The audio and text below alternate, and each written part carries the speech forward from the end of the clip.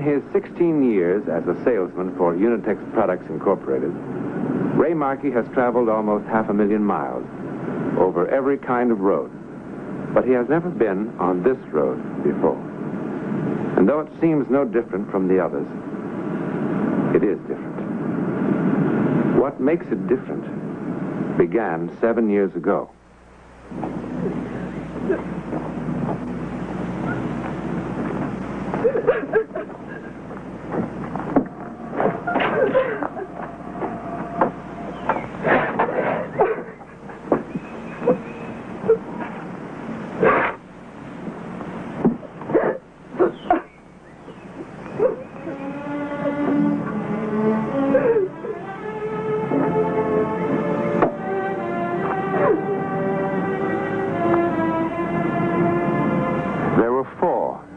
Ellis family only a day ago.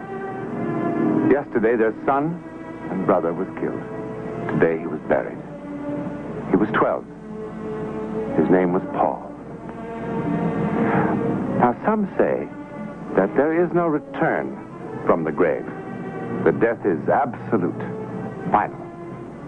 And yet, there are so many authenticated reports of how that seemingly impenetrable barrier has been pierced.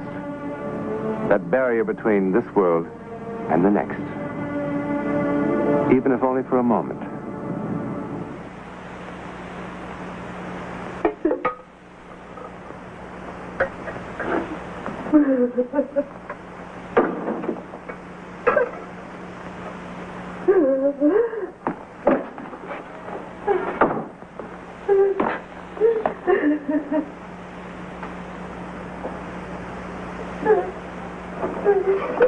That's enough crying. Enough!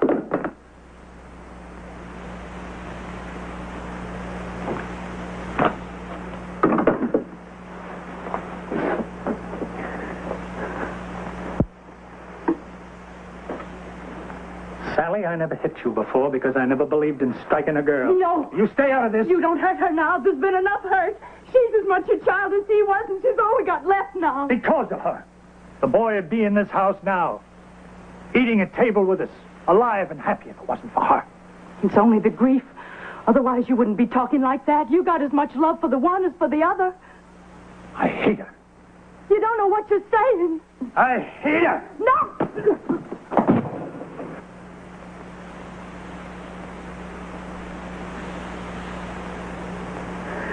It's the first time you ever laid hand to me. I want you to do nothing more now. You just take time to get a hold of yourself. You ain't alone in your feelings, you know.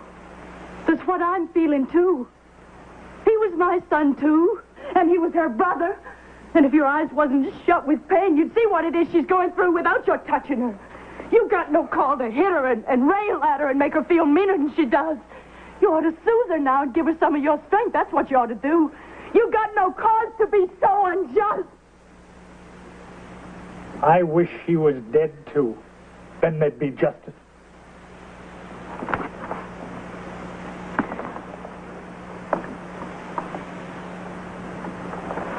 You know, he don't know what he's saying. He's just not himself now. Sally.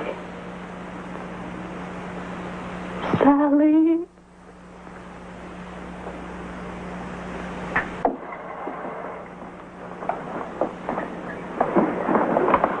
Wasn't you going to say a word? He ain't going to stay like he is, you know. He's just not himself right now. I heard him say it. He don't want me here no more. Oh, he's like a man raving with fever out of his mind. You can't hold it against him. He said he wished me to be dead. It's just words out of his mouth. You can't hold it against him. This here's your home. Don't you go away out of it. I ain't wanting to go away. But I ain't going to stay either, though he knows it wasn't my fault Paul's gone. I know it. Ain't that enough? No, it ain't. You know it ain't.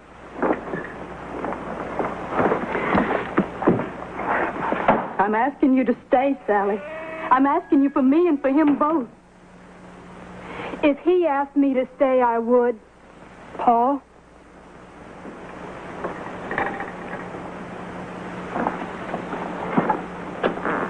searched into my conscience, and Paul ain't dead on account of me. Pa, don't send me away into nothing. You just gotta say one word, Pa.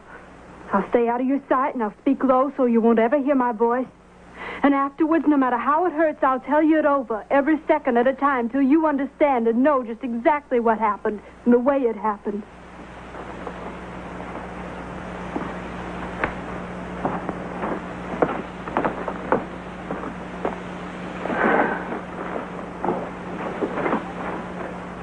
Where did you have in mind to go?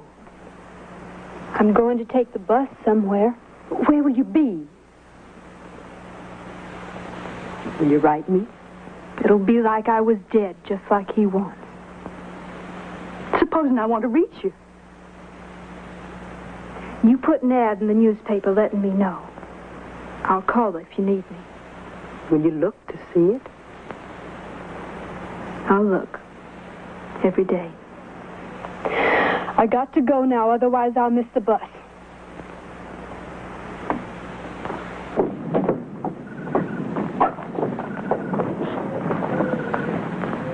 You take good care of yourself, you hear? You watch yourself.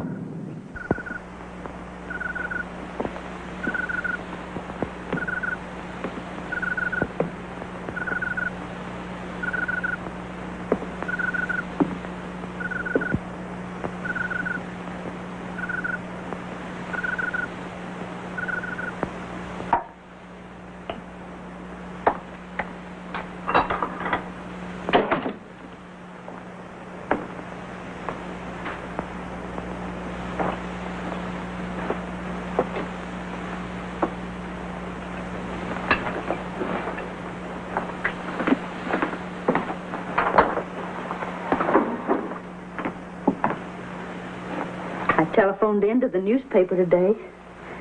I told them to put it in that we want Sally to come home. I told them to put it in that her father needs her. Now, that's the truth. Whatever else you say, that's the truth.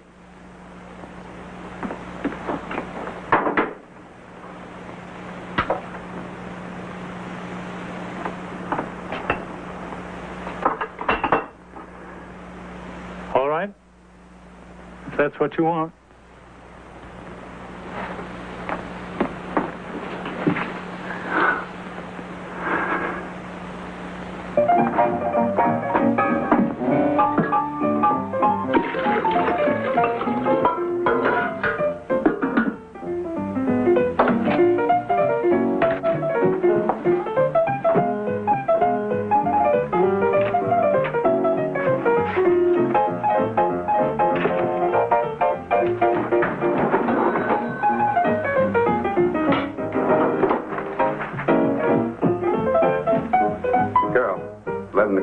Should be up pretty soon. We've got no time to be reading the paper.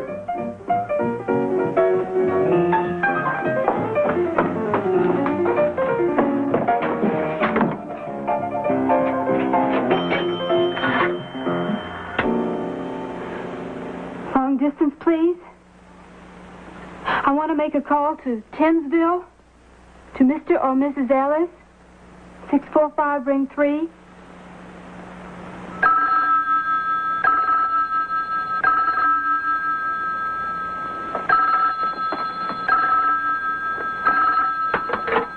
Hello? Sally? Mama? Are you all right? Where are you? Mama, did Papa put that ad in too, or was it just you? Sally, we want you to come home. I gotta hear Papa say it himself, Mama. I gotta hear it out of his own mouth. Now, you wait, you hear? Don't go away. He's waiting right here to talk to you. She wants to hear it out of your own mouth.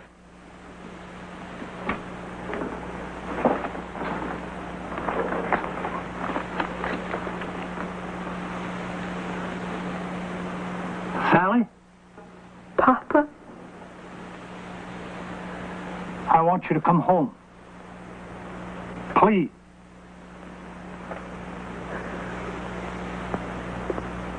I'm coming home now,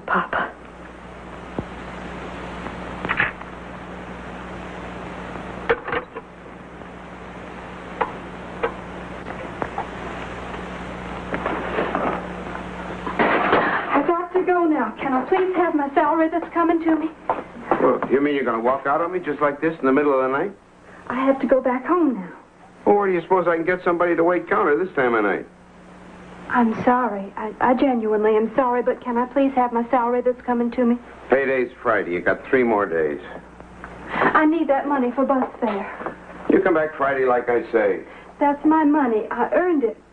Well, I ain't saying you won't get it. I'm saying come back Friday. I can't wait that long. I gotta go back home now. I ain't got any other money. That's my bus fare. You're all the same. You come in here nice as you please, butter won't melt in your mouth. You gotta have a job so bad and I help you, and then you got no more thought to me than I was a piece of garbage. Please, Mr. Casey, I just gotta go home. You walk out of here now. I got the 11 o'clock rush coming up. What am I supposed to do? Wait counter and take cash at the same time? No, sir. You come back Friday, that's all. Don't you worry just the same. I'll get home.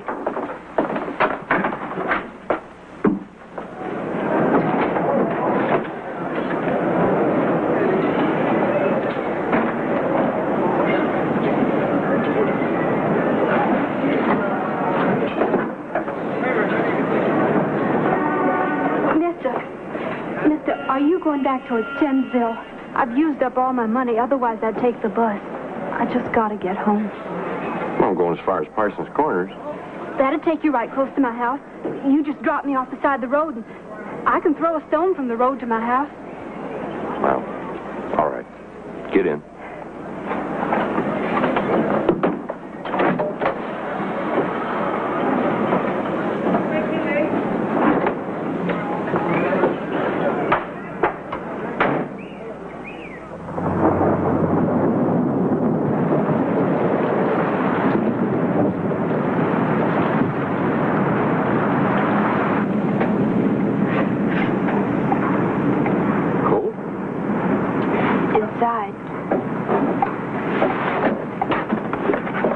Coffee?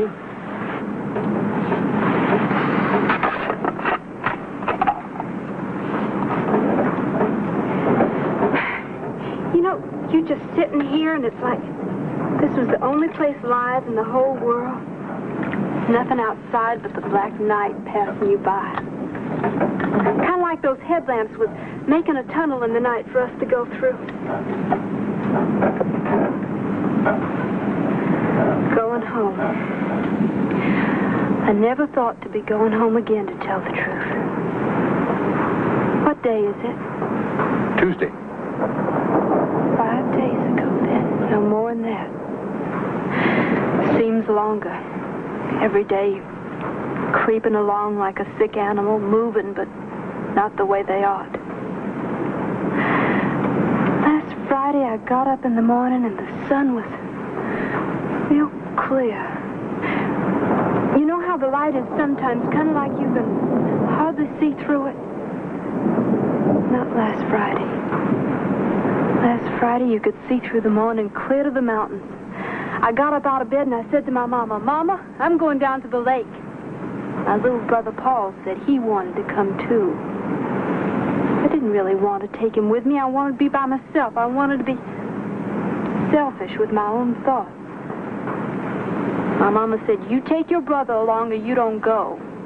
He stuck his tongue out at me. And I hated him. I walked out of the house without looking behind me to even see was he there. We passed by the field where my father was working. My father called out to me, you look after your brother, you hear? The minute we got out of sight, I run off. Paul came behind me, running as fast as he could, but I always could run faster than him. I hid behind a rock, never said a word when he went by calling my name. Afterwards, I went down by the edge of the lake to sit there by myself. In a little while, I seen my brother Paul out there on the lake in an old canoe belonging to Mr. Lawrence. He waved to me. I made out I never even seen him. He stood up in the canoe to show off for me. It turned over. He never could swim. I swum out to him, but They never got him back till they dragged the lake. It was my fault, and it wasn't my fault. Well, you ought not to blame yourself for what happened. A thing like that could spoil your whole life. We'll be home soon enough now. Just round this next curve and a little piece more. It'll be all right again. As soon as my papa puts his arms around me and I know he feels all right about me again.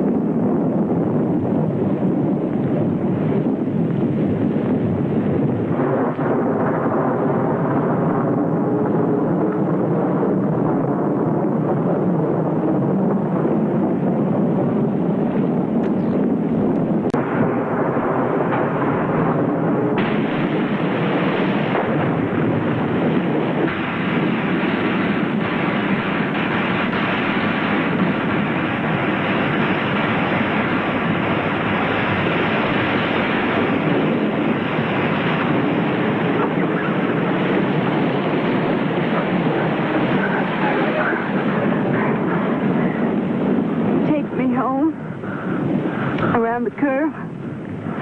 Postbox. Ellis. They're waiting.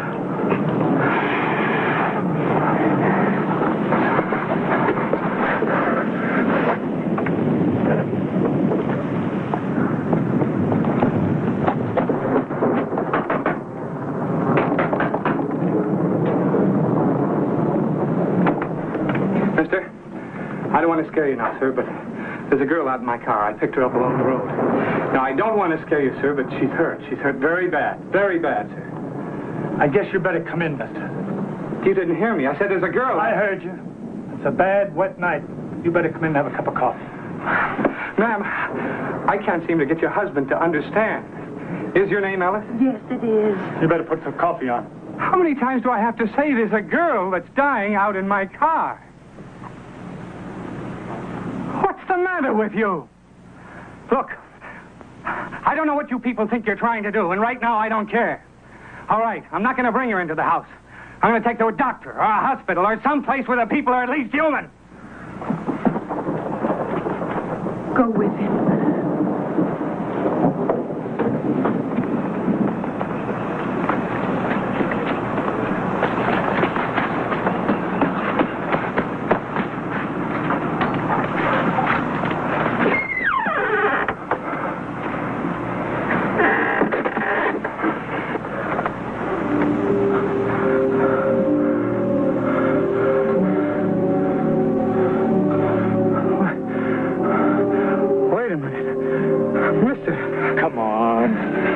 Back to the house.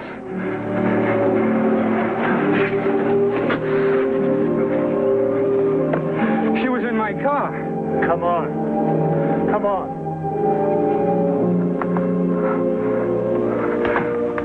I saw her. She was in my car. I picked her up along the road. I carried her. Here. In my arms. Sit down. I would have been killed if I hadn't stopped for her.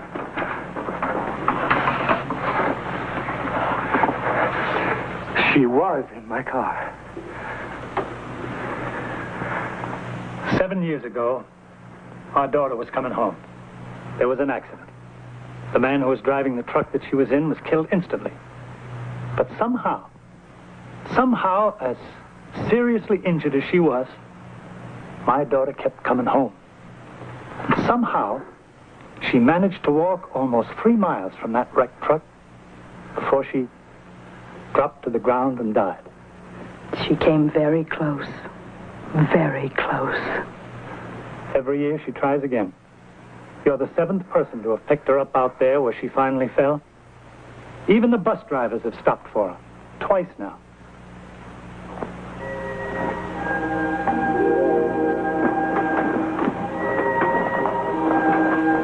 It was kind of you. So many of them just pass her by.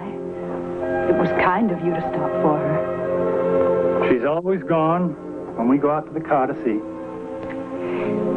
I wish there was some way not to leave her alone in the car when whoever's bringing her back comes to the door.